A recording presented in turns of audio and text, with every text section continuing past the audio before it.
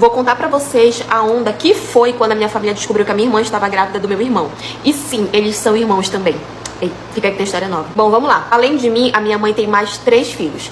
Eu, o meu irmão mais velho e o nosso querido casal de gêmeos. Só que a menina, né, do casal de gêmeos, ela acabou nascendo com uma doença que deixou ela com certo atraso mental. Então hoje, por mais que ela tenha 20 anos de idade, a mentalidade dela é como se ela fosse uma criança. A gente tenta fazer todos os tratamentos possíveis, mas a gente tá evoluindo de pouquinho em pouquinho. Enquanto o meu irmão, que é gêmeo dela, ele nasceu saudável, sem nenhuma dificuldade nem nada. A minha mãe diversas vezes foi chamada na escola por causa desse meu irmão, que ele ficava mexendo com as meninas, que ele ficava metendo a mão onde não devia, isso na fase da adolescência, né, quando ele tava na época de ensino médio e tal. Ficava botando a mão na bunda das meninas, que ficava pegando no peito das meninas, que ficava forçando beijar as meninas, isso e aquilo. Mas a minha mãe, na cabeça da minha mãe, é porque é uma brincadeira de adolescente, porque não sei o que, porque não é sério e tal. Chegava em casa, chamava a atenção dele e ficava por isso mesmo. Voltava pra escola, quando era na semana seguinte fazia a mesma coisa e o tempo todo isso. Eu nunca gostei dessa atitude dele, eu sou mais velha do que eles, eu nunca gostei dessa atitude. Eu sempre sabia que isso lá na frente ia dar algum problema. Isso não era bom pro caráter dele. Mas eu, como irmã, se eu falasse alguma coisa pra minha mãe, eu já tava errada. Então eu ficava na minha. Até que eu dei falta da menstruação da minha irmã, da que era deficiente. Sim, era eu que cuidava disso. Eu anotava as datas, tudo bonitinho, pra eu saber quando é que vinha, quando é que não vinha, porque eu cuidava dela. Eu que trocava o absorvente dela e tudo. E eu senti falta da menstruação dela, porque nós menstruávamos exatamente na mesma semana, sabe? Às vezes eu menstruava num dia, ela já vinha no dia seguinte, ou dela vinha primeiro, eu já vinha no dia seguinte, enfim. Era, tipo, muito próximo, na mesma semana. A minha veio, e aí eu pensei, cadê da minha irmã que não veio? Achei aquilo estranho e tal. Falei pra minha mãe que aquilo não era normal, que nunca tinha acontecido com ela, que talvez fosse o caso da gente levar ela no ginecologista pra ver o que tava acontecendo, porque nunca tinha atrasado. Minha mãe, não, é normal, às vezes acontece, e às vezes acontece com as mulheres de atrasar e não sei nada e tal. Minha mãe nunca dava muita confiança, né? Siga pastas italianas. Veio o segundo mês, não desceu de novo. Comecei a desconfiar que ela tivesse com alguma coisa, sei lá, que estivesse atrapalhando na questão da menstruação dela e que estivesse fazendo ela engordar, já que ela tinha uma alimentação muito regulada, uma dieta muito regulada. E eu comecei a achar aquilo estranho, gente, nunca passou na minha cabeça que ela estaria grávida. O tempo todo passou que ela tinha alguma coisa, alguma outra doença, qualquer coisa. E aí, mesmo com a minha mãe, tipo, não ligando, achando que era normal, eu fui e levei a minha irmã no ginecologista pra ver o que tava acontecendo. Passou uma bateria de exames pra que ela fizesse pra ver o que tava acontecendo. E incluso nesses exames estava o beta. Até falou assim, não precisava fazer e tal, não sei o que, mas vamos fazer por precaução, né? Já tava lá mesmo. Fez, gente. E deu positivo. A minha irmã estava grávida. E afinal, de quem era o filho? Porque a minha irmã não tinha envolvimento amoroso com ninguém. Ela não tinha nem condições de ter um relacionamento. Porque na mentalidade dela, ela era uma criança, então ela não tinha como, sabe? Cheguei e tentei perguntar pra ela de uma forma que ela conseguisse entender, de uma forma menos agressiva e tal, e ela não sabia me responder. E aí eu cheguei em casa, contei pra minha mãe, a minha mãe falou que não, que tava errado, que não tinha como, que aquilo não existia, porque não sei o que e tal. E a minha mãe, já muito nervosa, muito estressada, foi pra cima dela e queria perguntar, queria gritar e tal, quem é. E a minha irmã ficou muito nervosa, começou a chorar porque ela não sabia responder, ela não sabia, acho que ela nem sabia do que a gente tava falando, ela ficou muito nervosa. E aí, no outro dia, quando nós já estávamos todos calmos, a gente reuniu a nossa família pra conversar sobre aquela situação e ver o que nós poderíamos fazer. E aí passou pela nossa cabeça, alguém fez o que não devia com ela. Alguém se aproveitou da incapacidade dela e fez o que não devia. Mas como a gente ia descobrir quem? E eu consegui chegar nela e falei assim, mana, alguém fez alguma coisa com você que te machucou? Que doeu? Que você não gostou e tal? Aí ela virou pra mim e falou assim, o maninho, ela chamava ele de maninho. O maninho uma vez me machucou. Eu já fiquei assim, desconfiada, né? Eu falei assim, ele te machucou como? Machucou aqui e botou a mão lá onde mesmo vocês estão pensando. E, gente, quando ela falou isso, não tinha dúvidas. O meu irmão dela, abusou dela e ainda engravidou ela. Que raiva só de pensar num negócio desse. Quando ela falou, gente, na mesma hora os meus olhos começaram a encher de lágrimas. Eu tentei me manter calma pra não desesperar ela, né? Pra ela não me ver daquele jeito. E aí eu engoli o choro e falei, tudo bem, a Amanda vai resolver pra ti, tá? Aí ela, tipo, não entendia muito, né? Balançou a cabeça e tudo. E aí eu fui falar com a minha mãe, falei o que ela tinha dito. A minha mãe, óbvio que não acreditou. Ela é uma criança, ela não sabe o que ela tá falando, deve ser de outra situação, de outro momento. A minha mãe nunca queria acreditar. Quem acreditou de fato foi meu irmão mais velho, que ele também já sabia como era o comportamento do nosso irmão, então ele já sabia que aquilo era verdade. E aí eu fui e levei pra outra gente da nossa família. E todo mundo acreditou porque todo mundo sabia que meu irmão era problemático. A única pessoa que não queria acreditar era minha mãe. E aí eu cheguei com meu irmão e falei que eu sabia o que ele tinha feito. Primeiro ele negou que ele pôde, mas de tanto eu insistir, de tanto pressionar ele, ele acabou confessando. E eu falei pra ele que eu ia denunciar ele, porque o que ele tinha feito era um crime e dos mais perversos que existe nesse mundo. Ele começou a me ameaçar, obviamente, disse que ia fazer isso comigo, que ia fazer aquilo, que não sei o que se eu fizesse isso, porque eu era irmã dele, eu tinha que proteger ele, não sei o que. Eu falei, engraçado, ela também é tua irmã, tu também tinha que proteger ela, não fazer o que tu fez. E ele não acreditou que eu ia denunciar, ele achou que eu tava só ameaçando, né? E ele foi correr pra minha mãe.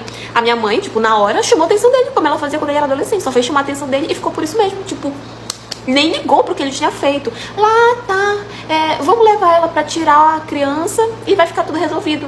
Ela não ligou o fato do filho dela ter violentado outra pessoa. E pior ainda, uma pessoa que era totalmente incapaz de se defender. Eu falei, não, isso não vai ficar assim. Mas não vai ficar assim mesmo. A minha mãe, ele não acreditando que eu ia denunciar, eu fui pra polícia e denunciei ele. A minha irmã contou pro policial a mesma coisa que ela contou pra mim, do jeitinho dela. Ele já entendeu. Falei que ela estava grávida. Que óbvio, a gente precisava interromper aquela gestação, porque a minha irmã não teria condições nenhuma de cuidar daquela criança. E porque era uma gravidez entre irmãos, né? Qual era a chance? Qual era a chance que aquela criança tinha de ter uma vida saudável ou daquela gravidez chegar até o final, sabe? Vocês sabem como é praticamente impossível nascer uma criança 100% saudável, né? Fora que a minha irmã era uma criança, gente, uma criança. Aqui ela era uma criança. Como é que ela ia lidar com uma gravidez? Como é que ela ia lidar com o fato da barriga dela crescer depois de passar por um parto? Não tinha como. Vocês acreditam que a minha mãe mandou o meu irmão, sabe Deus pra onde? Ela simplesmente mandou ele pra não sei aonde, porque eu não sei pra onde ela mandou ele, e a polícia não conseguiu pegar ele. E até hoje, já tem 7 meses que essa situação aconteceu, não acharam meu irmão porque ninguém sabe pra onde a minha mãe mandou. Falo que foi a minha mãe que mandou, né? Ela diz que não foi ela, que ela não sabe, que ele fugiu, tudo, mas eu sei que ela escondeu ele em algum lugar. E eu não vou descansar até eu descobrir pra onde que ela mandou esse infeliz, e eu vou mandar ele pra cadeia, pra ele ter o que ele merece. A minha irmã, coitada, teve que passar por um procedimento extremamente doloroso, precisávamos interromper a gravidez dela, até hoje ela nem entende o que foi que aconteceu. E pra ela também é como se não tivesse acontecido nada, ela nem tem lembranças daquela situação, tipo, graças a Deus ela não entrou em um sofrimento maior, mas pra mim como irmã, pro meu irmão como irmão, a gente não conseguiu assimilar essa situação. Eu saí da minha casa, eu tirei a minha irmã da casa da minha mãe, ela mora comigo hoje. Até hoje a minha mãe fica perturbando pra levar ela de volta, eu não vou levar porque eu sei que a minha mãe não vai ter responsabilidade nenhuma com ela. Hoje em dia ela vive comigo e o meu irmão me ajuda muito a cuidar dela também, financeiramente falando, porque ele tem a vida dele, a esposa, os filhos e tal. Então financeiramente falando ele me ajuda muito a cuidar dela, mas eu não levo ela na casa da minha mãe. Se a minha mãe quiser vir ver ela, ela vem na minha casa e só sobre a minha supervisão. Eu não levo ela pra casa da minha mãe, também nem deixo a minha mãe ficar perto, porque ela não tem capacidade nenhuma pra cuidar da minha irmã. Mas assim que eu descobrir aonde esse infeliz do meu irmão tá, eu vou denunciar ele com certeza. Mas enfim, essa é a minha história. Quando eu era criança, eu achava que gay era quem bebia cachaça. Porque todas as vezes que eu ia perguntar para meus pais o que era gay, os meus pais falavam que gay era quem bebia cachaça. Os meus pais são evangélicos. E eles não me explicaram, quando eu era criança, o que era gay, porque eles achavam que ia confundir minha cabeça. E realmente, se eles tivessem me contado o que era, eles iam confundir minha cabeça. Porque eu tenho TDAH, ou é burrice, ou é lerdeza, ou tô alguma coisa que eu demoro a entender as coisas. Eu confundo tudo, entendeu? Eles não me explicaram. Eles deixaram eu acreditar que gay era quem bebia cachaça. Olha a coincidência, o meu vô bebia muito cachaça mesmo. Chegava o final de semana, sexta-feira, você só ia encontrar o meu vô, domingo, bebaço, dormindo no pé da parede, porque ele bebia o final de semana todo. Aí a gente morava numa comunidade, e eu saía espalhando pra comunidade toda que meu vô era gay. Falava assim, chegou o final de semana, meu vô vira gay. Ele vira gay, gay mesmo, ele passa o final de semana todinho sendo gay. Aí, rapidinho, se espalhou pela comunidade assim, do nada, sem motivo nenhum, não sei como, se espalhou, não sei se foi porque eu falei que meu vô era gay, eu só sei que a comunidade toda achou que meu vô era gay. Aí um dia, o meu vô chegou lá em casa. Aí, ele tinha bebido assim, acho que era uma 2 doses, sei lá. Não dava nem de perceber que ele tinha bebido. Só que ele veio falar comigo, isso é um piché terrível de cachaça da boca dele. Olhei pra ele e falei, você já tava sendo gay por aí? Deu um tapão e perguntou quem tinha falado isso. Eu falei, mamãe e papai, porque realmente foi eles dois. É lógico que ele ia tirar satisfações. Ele foi lá na cozinha, onde tava meu pai e minha mãe comendo. Ele chegou lá já gritando. Quem foi que disse que eu sou gay pra vocês dois? A minha mãe disse, ninguém. De onde tu tirou isso? Aí ele foi lá fora, me buscou, antes dele responder a pergunta. E falou assim, fala pra eles o que você falou lá fora. Falei assim, eu perguntei pra ele que ele estava sendo gay. A minha mãe perguntou, por que tu perguntou isso? Eu falei, porque vocês falaram que ele era gay. A minha mãe não tava entendendo, porque minha mãe nunca falou que ele era gay. Aí ela falou assim, eu nunca falei pra você que ele era gay. Aí eu falei assim, a senhora disse, quem bebe cachaça é gay. E meu avô tá bebendo a cachaça, então ele é gay. Aí o velho ficou mais bravo, assim, do nada, sem motivo nenhum. Ele falou assim, eu não te quebro na porrada, eu não sei o porquê. Eu falei, aí papai, você vai deixar? E meu pai caladinho lá com medo dele, né? Aí ele xingou meus pais, disse que meus pais ensinavam coisas que não presta, era levantando falso testemunho, que era pecado, que meus pais eram evangélicos, levantavam falso testemunho, mentira sobre a vida dele, que ele era um homem direito, que tinha família, não sei o que. Agora as pessoas estavam chamando ele de gay, porque meus pais tinham inventado que ele era gay. Aí, por pura coincidência, ele passou mais de 3 anos sem falar com meus pais. E olha que meu pai era filho dele, ele passou de 3 anos sem falar com meus pais. Até ele entender o mal entendido, coisas que ele nunca vai entender na vida, que ele é ruim de entender as... Eu não quis pagar os 10% do garçom e por isso eu descobri que eu era corna. De novo, eu quis exercer o meu direito de não pagar os 10% e descobri que eu era corna. Porque Deus é com corno. Nem que seja com corno humilhado, esculhambado, mas Deus é com corno.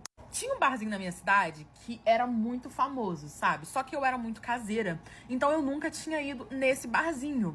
E aí um belo dia, né, umas amigas minhas me convidaram, meu marido estava trabalhando, e aí eu falei, Lovres, querido Lovres Jurandir, tem problema eu ir com as minhas amigas? Ele falou, não, vai lá, beijinho, vai se divertir. Eu falei que elas tinham me chamado pra ir num barzinho e tudo mais. Eu tinha um relacionamento de estrita confiança com meu marido, por isso que ele não fez nem muita questão de me perguntar onde eu estava. tava, né? Onde eu iria. Eu só falei que ia num barzinho, a gente morava numa cidade pequena, então ele juntou um mais um e sabia que eu não ia muito longe. E geralmente a gente tinha um barzinho específico que eu e a minha amiga, a gente ia e as minhas amigas, né? Então ele achou que a gente ia pra lá.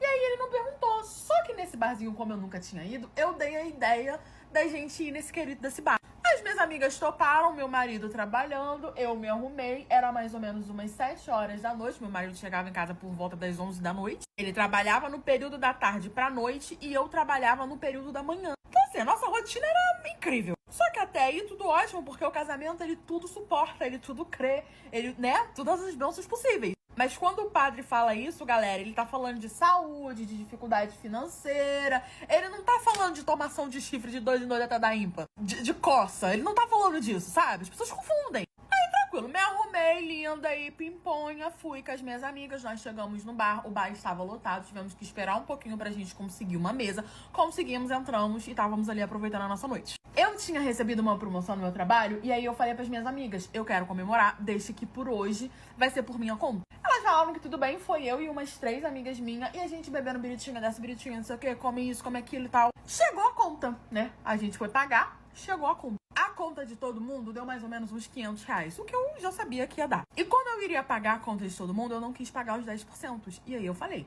tira os 10%. Quando eu falei isso, eu escutei lá do fundo do bar. Ah, e pequeno detalhe importante. Eu, quando saio pro barzinho com as minhas amigas, eu não fico olhando meu telefone, né? E aí, em determinado horário da noite, eu fui pegar o meu telefone quando a gente tava indo embora pra poder pagar. Eu vi que em determinado horário, o meu marido me mandou uma mensagem perguntando em qual bar específico eu estava. Só que eu acabei não vendo, o telefone tava no silencioso, tava dentro da bolsa.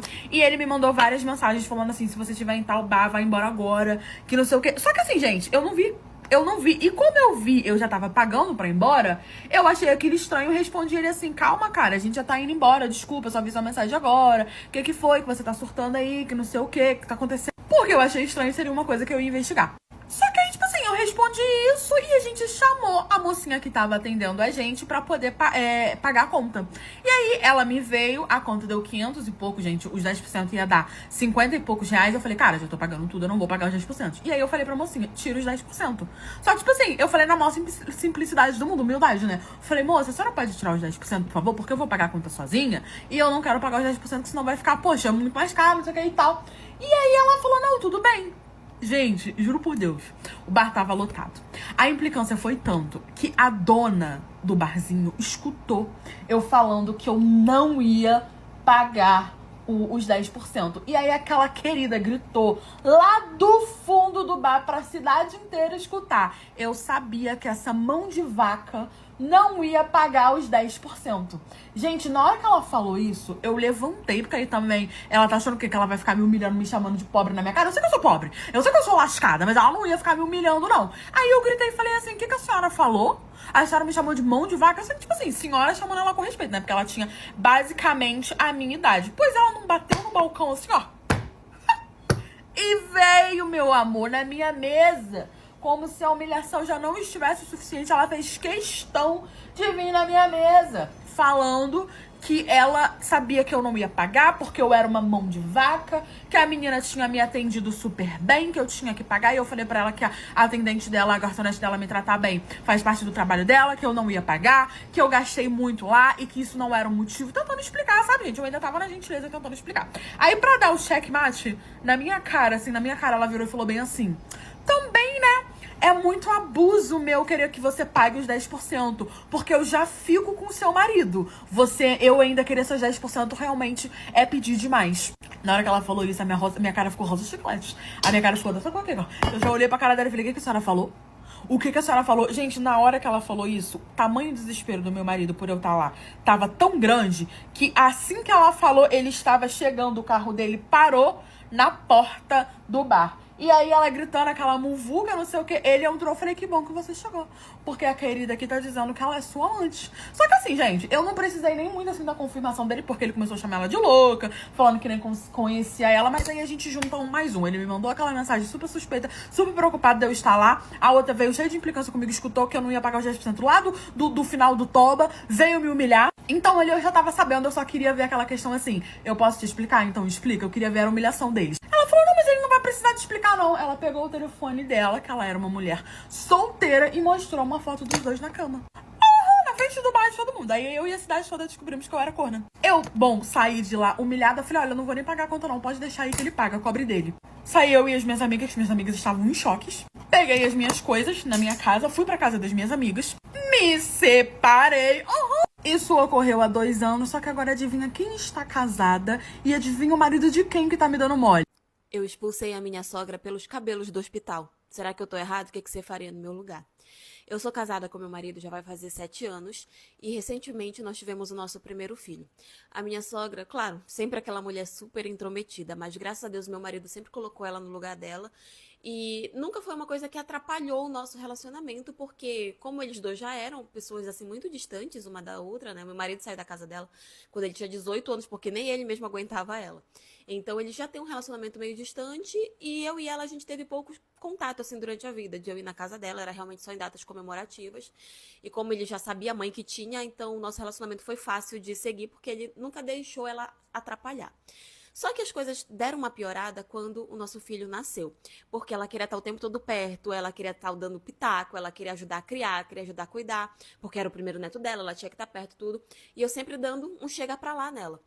Quando eu saí da maternidade, ela queria ficar comigo em casa. Queria me fazer companhia, me ajudar, queria cuidar e tudo, só que eu acabei não aceitando. Apesar de que seria uma ajuda e tanto naquele primeiro momento, mas eu não aceitei porque eu já sabia que não ia dar certo. A gente ia se desentender, a gente ia brigar, ela ia querer questionar tudo que eu estava fazendo. Então eu resolvi não aceitar e decidi ficar sozinha, cuidando, né, no tempo que meu marido estivesse trabalhando. Peguei licença maternidade do meu trabalho e resolvi fazer tudo sozinha. Só que eu, mãe de primeira viagem, e acredito que pode ter acontecido com outras mães de primeira viagem, eu ficava muito preocupada, então eu ficava o tempo todo atenta. Qualquer tosse que o meu filho tinha, eu já queria levar ele para o hospital, porque eu pensava que estava acontecendo alguma coisa. Tinha muito medo dele ficar doente ou coisa assim, então eu estava sempre muito atenta. E aí até que teve um dia onde foi quando eu voltei a trabalhar, né? E aí eu tive que contratar uma pessoa, uma babá, pra ficar com o meu filho no período que eu e meu marido estivéssemos trabalhando.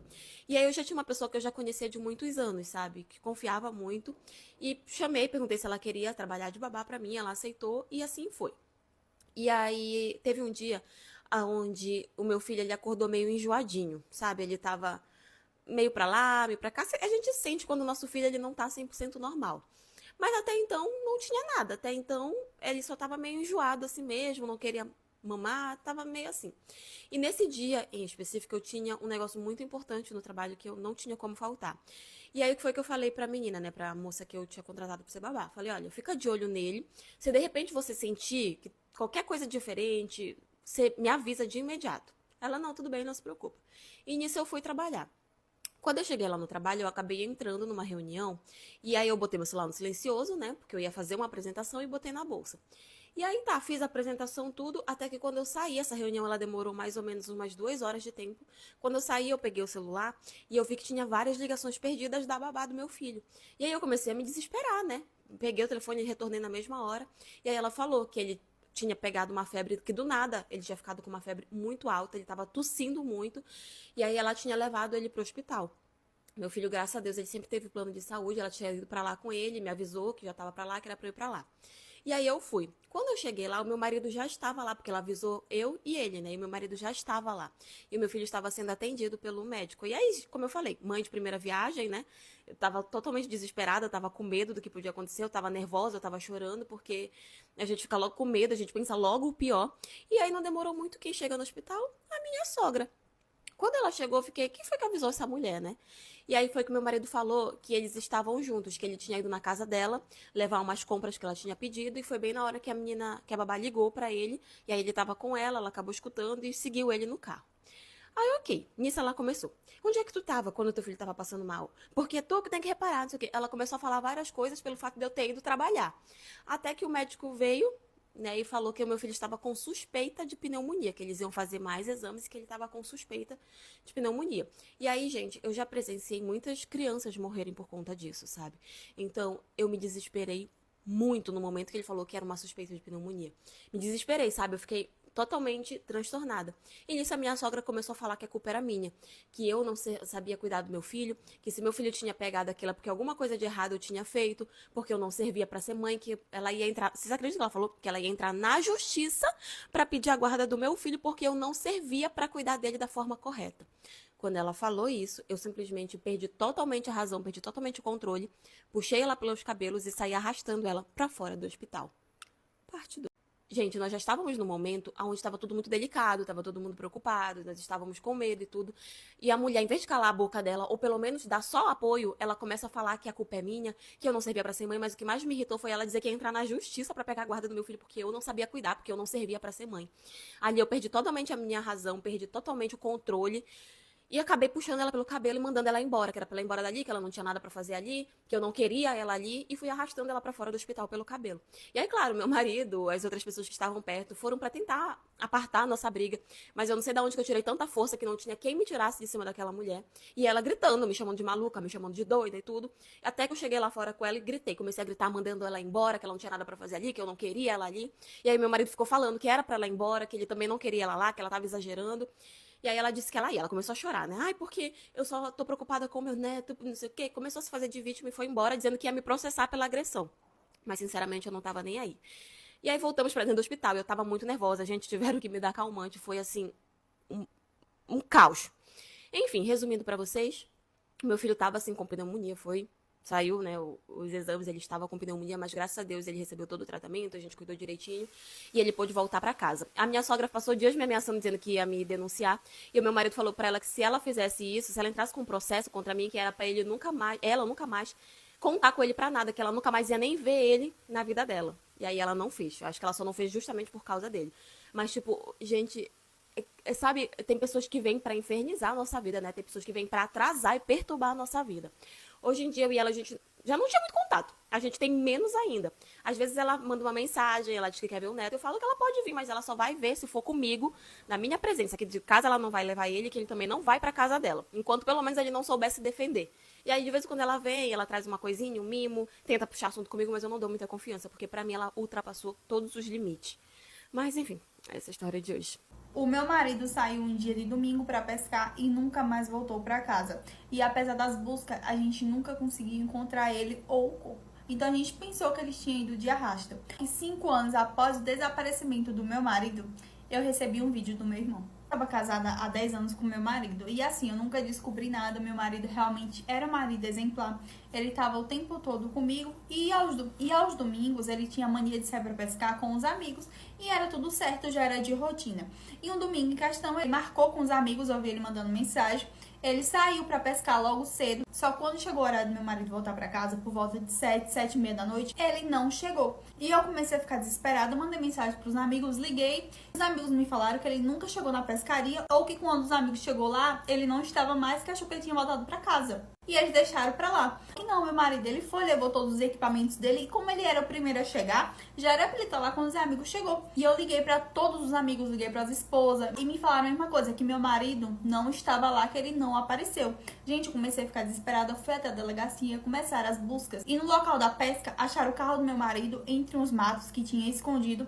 Acharam também a chave do carro e o celular do meu marido. Só que meu marido nunca apareceu. E as buscas durou 5 meses. E ninguém encontrou meu marido. Depois de tantos meses de procura e não encontrarem meu marido, os policiais constataram que ele tinha ido de arrasta, que alguém tinha, e deram fim no corpo. Quando se passaram, tive que seguir minha vida, não me envolvi com ninguém. Foi quando 1h da manhã eu recebi um vídeo do meu irmão. E quando eu abri esse vídeo, vocês nem vão acreditar no conteúdo dele. Curte, comenta parte 2. Era 1h da manhã quando eu recebi um vídeo do meu irmão.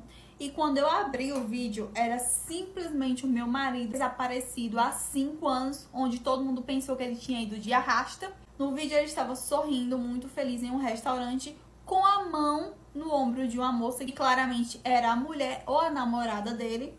E o meu irmão, ele viu, ele filmou e mandou pra mim. Na hora eu comecei a me tremer todinha. Eu fiquei em estado de negação, porque falei, não é possível, meu marido, ele foi de arrasta, apesar de nunca ter encontrado o corpo dele. Todo mundo acreditou que ele tinha ido de arrasta, que alguém tinha feito uma coisa muito ruim com ele, enterrado, por isso que a gente não encontrava. Só que não, obviamente, meu marido ele estava muito feliz, muito de bem com a vida e apaixonado. Detalhe, foi em outro estado. O meu irmão estava nesse estado porque ele se mudou recentemente por conta do trabalho dele. Nesse estado, ele conhecia a namorada dele, que saía muito e os dois saíam todo final de semana. Foi uma dessas que ele foi nesse restaurante e encontrou com o meu ex-marido falecido. Ele gravou, mandou pra mim. Aí eu falei pro meu irmão na hora ligar a chamada de vídeo. Ele ligou, ele levou o celular até meu marido. Deu pro meu marido quando reconheceu meu irmão na hora, ele começou a se tremer. E na hora que ele deu o celular, que ele pegou, eu estava na ligação. Comecei a xingar ele, eu perguntei o que tinha acontecido, que era pra ele estar morto, porque ele tinha desaparecido quando ele foi pra pescaria. E o meu marido falou que depois conversava comigo. E eu na ligação, gritando com ele, falando que se ele não me respondesse agora, que se ele me desse uma explicação agora, eu ia bater onde ele tava.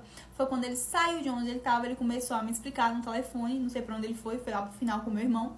Começou a me explicar que ele tava cansado de mim. Uma das viagens que ele fazia a trabalho, ele conheceu essa moça nesse outro estado, se apaixonou por ela e decidiu que ia se casar com ela, mas ele precisava se livrar de mim. A gente não era casado no papel, a gente só morava junto. Quando à noite ele resolveu ir pra pescaria, bolou um plano que ia se livrar de tudo pra pensar que ele tinha ido de arrasta, pra simplesmente ir pra esse estado, casar com essa moça e viver feliz da vida com ela, só pra me dar uma explicação, só pra não terminar comigo. Ele me explicou tudo isso por ligação, lógico que a ligação demorou muito mais, tô resumindo pra vocês.